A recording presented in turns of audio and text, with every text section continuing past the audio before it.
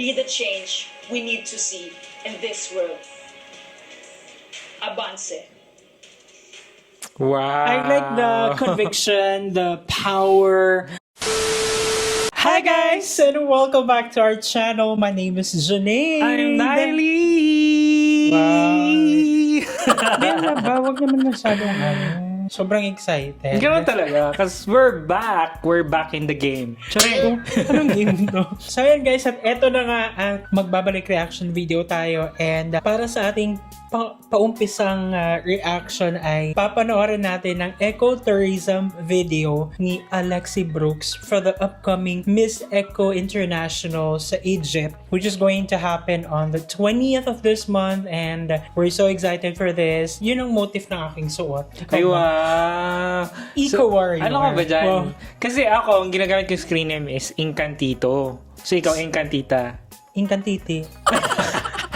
It's been like how many months? 4, 5 months, 6 months tayong nawala. I couldn't remember. Charing. Masyadong matagal na.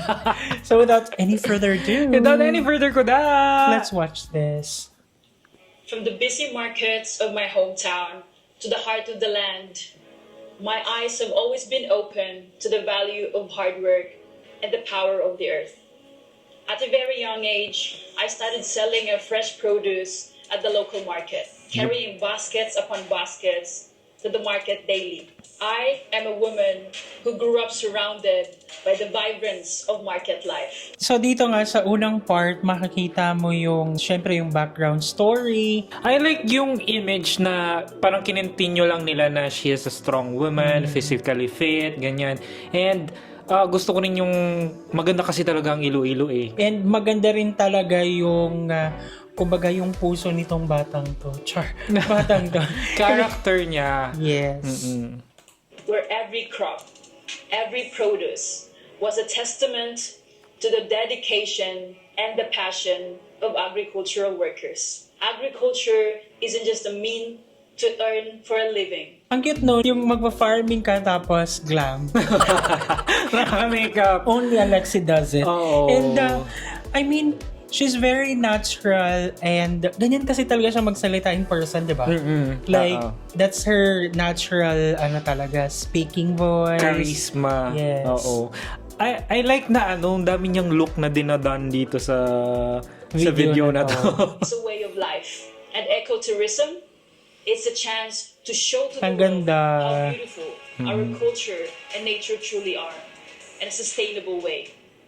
We need to empower the new generation to protect our planet, embrace agriculture, and champion ecotourism. Gusto ko yun, yung embrace agriculture and champion ecotourism, which is what we're trying to achieve right now in life. What we're Na- into.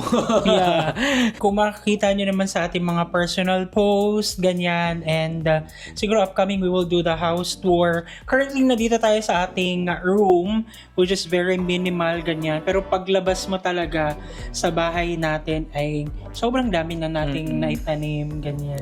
Gusto ko yung video kasi I can feel the sincerity of Alexi Brooks lalo na yung sinasabi niya na yung sa agriculture kasi nga 'di ba may experience din talaga siya personally sa pagtitinda, True. sa market, ganyan, sa produce. So, perfect na siya yung representative ng Philippines to the Eco International.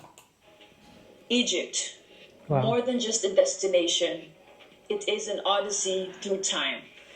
A place where every stone has a story and every horizon holds a promise of discovery. I long to trace the steps of the fabled female ruler, Cleopatra, Wow. bask in the immense beauty of the pyramids, and explore the site of the mighty Nile River. I am Alexime Kaimoso Brooks, Filipina, eco-warrior, and a mother's nature's daughter. Under Avance Babae, an organization I've founded, change starts with us. Step forward, make a difference, and be the change we need to see in this world. Avance.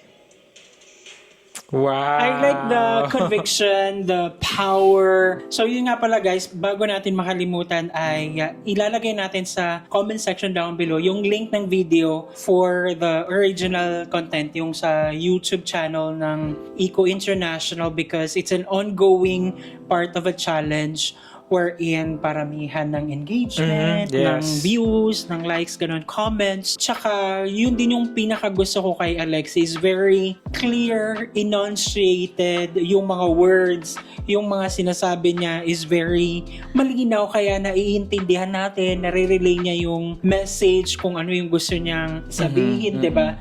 So, it's not that highfalutin yung mga words. Yes. Siguro. So, parang, yeah, it's understandable and the message was relayed accurately, properly, ganyan, whatever is the right term for that. Sa akin naman ang observation ko, this is so much improvement from kung paano niya i-present yung sarili niya last year. Ngayon is very ambassadress.